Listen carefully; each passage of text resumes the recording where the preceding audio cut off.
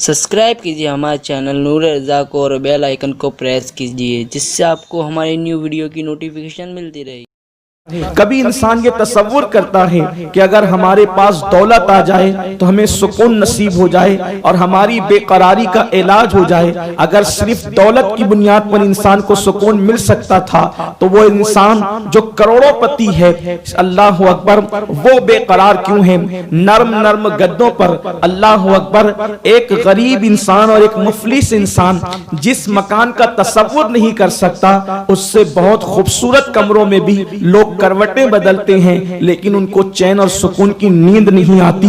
मेरे प्यारे आका सल्लल्लाहु अलैहि वसल्लम के प्यारे दीवानों, कभी इंसान ये तसव्वुर करता है लिबास अच्छा हो तो सुकून आए, मकान अच्छा हो तो सुकून आए। कभी इंसान ये तसव्वुर करता है कि अगर घर के अंदर औलाद बहुत ज्यादा तादाद में हो, बेटे ही बेटे हों, तो भी इंसान को सुकून मिल सकता है। लेकिन याद रखें, बेटों का बाप भी परेशान है, बेटियों का बाप भी परेशान है, दौलतमंद भी परेशान है, गरीब भी परेशान है, मालदार भी परेशान है, मजदूर भी परेशान है। गर्ज के तख्त पर बैठने वाले लोग भी बेकरारी का शिकार है और तख्ते पर बैठने वाले लोग भी बेकरारी का शिकार है। हालत ये हो गई है कि खाने वाले इंसान, अनाज खाने वाले इंसान वो भी परेशान है और अनाज को पैदा करने वाले किसान वो भी परेशान है। गर्ज के किसी को सुकून नहीं, किसी को इत्मीनान नहीं, किसी को करार नहीं। इंसान सुकून के लिए दर दर की ठोकरें खा रहा है। सुकून मिलना कहां है?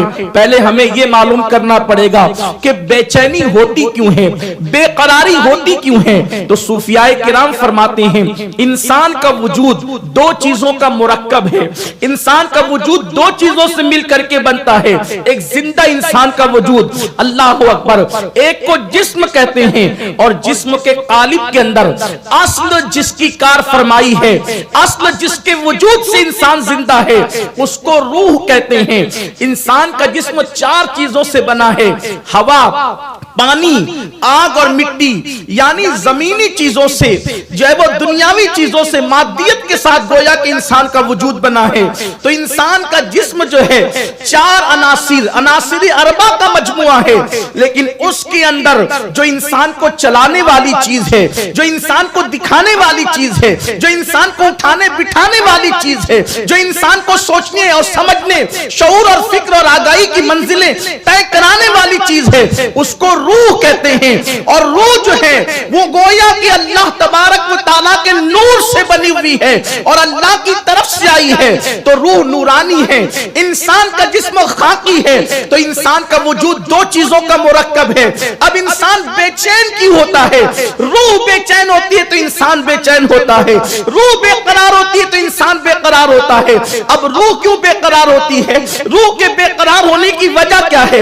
इंसान जमीन पर है, इंसान अनासिर अरबा का जो है मुरक्कब है, लेकिन रूह अल्लाह की तरफ से है। मेरे अल्लाह ने फरमाया, व नफख्तु फी मिन रूही, कि मैंने अपनी रूह तुम्हारे अंदर अता फरमाई है, अपनी तरफ की रूह तुम्हारे अंदर डाली है, जिसको अमरे रब्बी भी कुरान ने कहा है। मेरे आका सल्लल्लाहु अलैहि वसल्लम के प्यारे दीवानों, तो रूह की बेचैनी इंसान को बेचैन करती है और रूह का सुकून इंसान को सुकून अता करता है। तो चूंकि रूह जो है आलमे बाला से आई है, आलमे मलकूत से आई है, अल्लाह के कुर्बे खास से आई है, तो चूंकि रूह गुनाह को पसंद नहीं करती, रूह की फितरत में गुनाह नहीं, रूह की फितरत में जो है अय्याशी नहीं, रूह की फितरत में आवारगी नहीं, रूह की फितरत में खुदा से बगावत नहीं, रूह की फितरत में हराम खाना नहीं, रूह की फितरत से गाली गलौच नहीं, रूह की फितरत से, फितरत के अंदर जो है अल्लाह तबारक व तआला से दूरी नहीं। तो अल्लाह अकबर, जब इंसान गुनाह करता है तो रूह बेचैन होने लगती है। जैसे एक इंसान अगर वो माली हो और उसको हमेशा खुशबू में रहने की आदत हो, या वो अत्तार हो, इत्र की दुकान का मालिक हो और वो इत्र बेचने वाला इत्र फरोश हो, तो उसको सुकून जो है खुशबू में मिलता है। अगर थोड़ी देर के लिए उसको बदबू मुसल्लत कर दी जाए तो वो भागने लगेगा, वो बेचैन हो जाएगा, वो बेकरार हो जाएगा।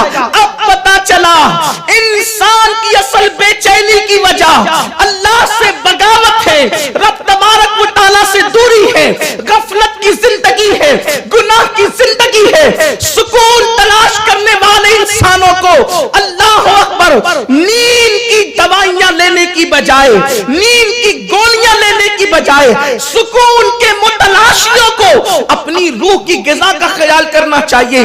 اگر کوئی ہوشیار انسان یہ چاہے کہ وہ مچھلی کو دریا سے نکال کر مخمل کے بستر پہ ڈال دے تو آپ مجھے بتائیں کیا کوئی یہ تصور کر سکتا ہے کہ دریا سے نکلنے کے بعد مچھلی کو سکون ملے گا اور نرم گدوں پر وہ تڑپے گی نہیں بلکہ اطمینان کی سانس لے گی؟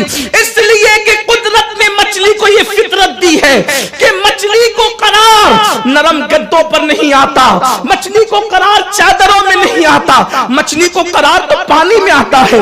اس کا مامن پانی ہے، اس کی مودتوں کا مرکز پانی ہے، اس کی محبتوں کا مرکز پانی ہے۔ مچھلی کو قرار پانی میں ہے، وحشیوں کو قرار جنگل میں ہے، اسی طریقے سے پرندوں کو قرار ہواؤں میں ہے۔ اللہ اکبر!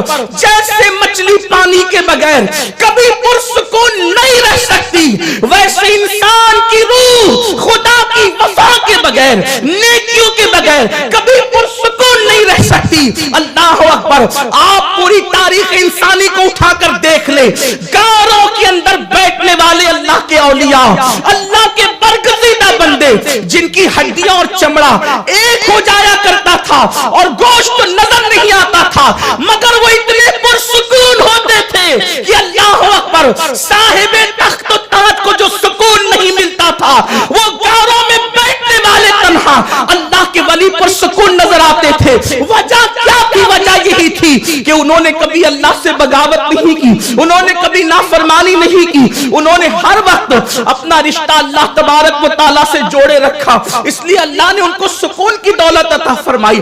بلکہ اللہ کے وفاداروں کے لیے تو قرآن یہ کہتا ہے کہ جو فضائے اکبر ہوگی، جسے قرآن نے فضاء الاکبر کہا ہے، ایسی آواز جس سے حمل والی اونٹنی اپنے حمل کو ضائع کر دے گی، جس سے انسان کے کلیجے پھٹنے لگیں گے اور جو انسانوں کو غمگین کر دے گی قیامت میں، اللہ کے فرما بردار بندوں کو وہ آواز غمگین نہ کر سکے گی۔